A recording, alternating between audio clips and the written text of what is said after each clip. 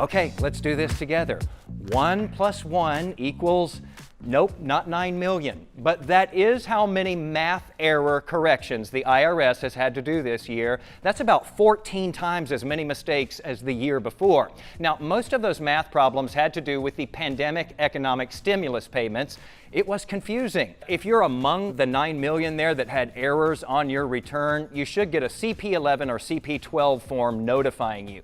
Meantime, I've been getting messages that some of you are still waiting for your return to be processed. Now, it depends on when you filed, but if you mailed it or it requires review, it is taking much longer than usual. The IRS advocate, in fact, says this tax filing season was a perfect storm because of the pandemic workplace challenges for the IRS and those pandemic economic stimulus payments that complicated taxes so much.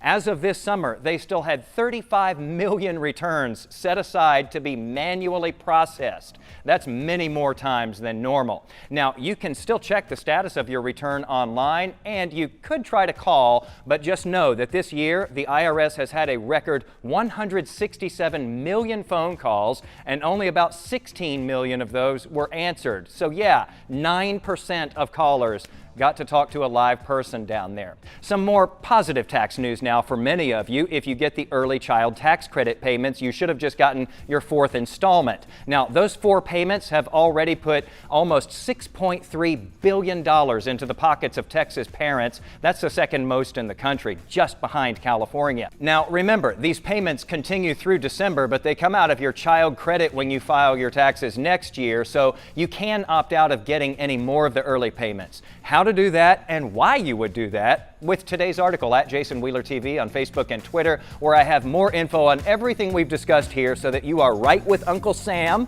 and right on the money.